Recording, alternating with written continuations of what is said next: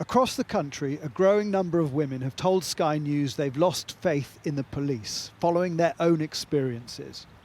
If it happened to me again, I wouldn't report it. Nobody's going to believe me, and if I do say something, what's going to happen to my family?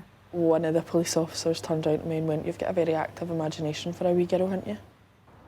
Amy, not her real name, reported an alleged rape and says the male police officer investigating began to make sexual advances towards her.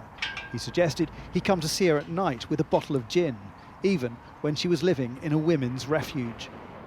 I was on edge, yeah. I did think, what if he does turn up? Like, if he turns up, do I have to have sex with him? Is he going to make me have sex with him?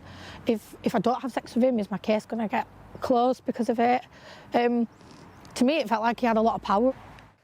Amy says the unwanted advances continued for a year after the trial, and he also made them to a female witness. Eventually, police turned up at Amy's door, telling her this man was being investigated for things he'd done to other women. But the damage was done. It's like a huge abuse of power. You just don't trust the police anymore. Like, I had to report an ex-partner for a domestic incident, and I honestly didn't want to. I sat there and I said to my sister, I'm not going back to the police. But there was an incident where he'd attacked me and the neighbours had rang the police, and the police turned up and it was two male officers, and the male officers asked me to go outside and said, can you come outside and speak to us? And I said, absolutely no way am I coming outside. I'm not coming anywhere with you on my own. When Charlotte reported her ex-partner for alleged rape, he was working for Professional Standards, which investigates abusers in the police. She still serves in the force and says he got the job despite a string of complaints against him. I think, to be fair, the whole force was shocked that he had a job in the Professional Standards Department, because it was common knowledge that he'd been investigated so many times. That's what he was known for.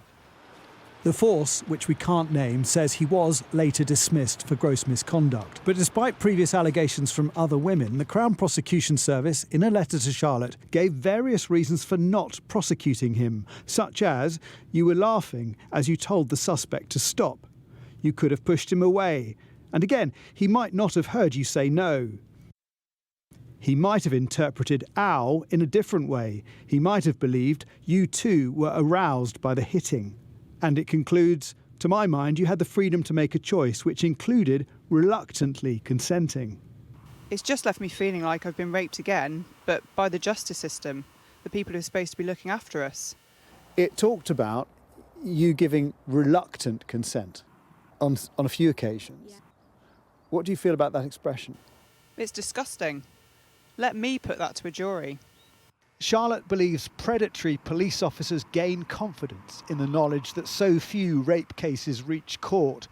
The stigma of speaking out also helps abusers. But after seeing how serial rapist David Carrick escaped detection for so long, more women are deciding to break their silence. Jason Farrell, Sky News.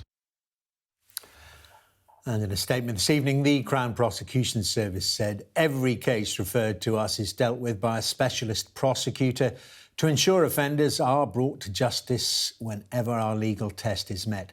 And to do this fairly and with integrity, and we want to continue to encourage people to report incidents of rape and sexual assault to the police.